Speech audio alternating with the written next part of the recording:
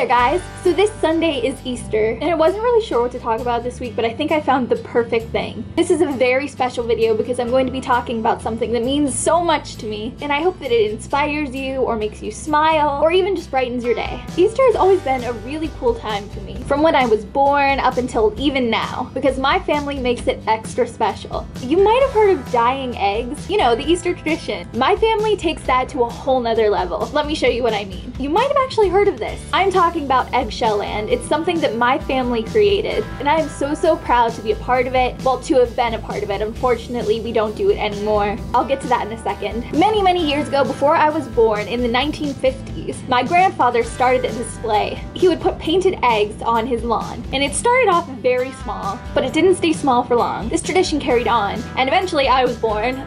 So I'll talk about my experience with it and how I came to know Eggshelland. So by the time I was born, this little tradition had grown into something huge. Something beyond me, beyond my grandfather, beyond my grandma, beyond any of us. From that little tiny display of eggs, we grew to having 50,000 hand-painted eggs. And yes, they are real eggs on the lawn, making all kinds of displays. There were a few things that were in the displays every single year. The Eggshelland sign, the cross, and the animals. But the main part of the display, the biggest part of the lawn, was always changing.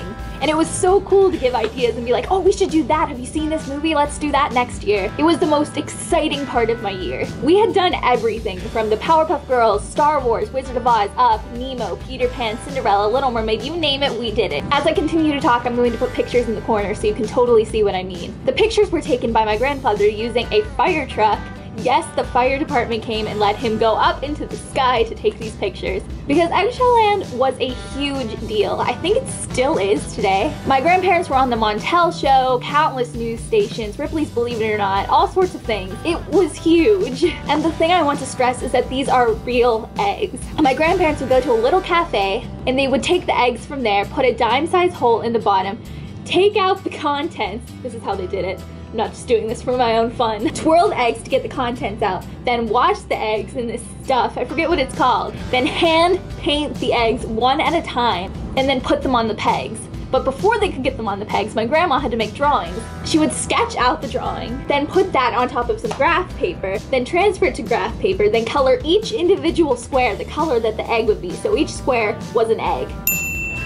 It's so intense, and the best way to know how it's done is to get the movie. The movie. Ow! I hit myself in the face! Yes, there's a documentary about it. I unfortunately am not in it. Because, you know, I was just a cranky little girl during filming, and my parents were like, no way you being in it. So unfortunately, I'm not in it. But my family is, and it's a really great video. It's a DVD, I'm sorry. It's definitely something that I think is super interesting to watch. I've shown it at my school, and you'd be surprised, teenagers are interested in this. It's fascinating, it's absolutely fascinating. And it just amazes me every time I talk about it, because I don't think I fully comprehend how huge this was. And it was a part of so many people's lives. People would travel to see this for generations. This guy even proposed to his girlfriend by having my grandfather write out, "Will you marry me?" in eggs at Eggshelland. It's something so beyond me and so beyond my whole family. It grew into something that is a part of so many people's lives, not just ours. And I'm really proud to be able to talk about it and share it with you guys. If you have any questions, you can always talk to me on Twitter. I'd love to talk to you about this because it's something I'm super proud of. Unfortunately, Eggshelland isn't a thing anymore. My grandfather passed away, and that was basically the end of Eggshelland. But I think they're doing some sort of tribute display to it this year somewhere. I'm not really sure. But you can Google it. There are so many pictures on Google Images. Like, look at all these. Look! Leave comments below. I'd love to hear what you think. Yeah, I just sort of wanted to sit down and talk about it. I had no script. I definitely just rambled. I hope it makes sense. And like I said, if you don't understand it from me, get the movie, watch the movie. It's so good. Hope you have a happy Easter if you celebrated, and if not, I hope you have a great week.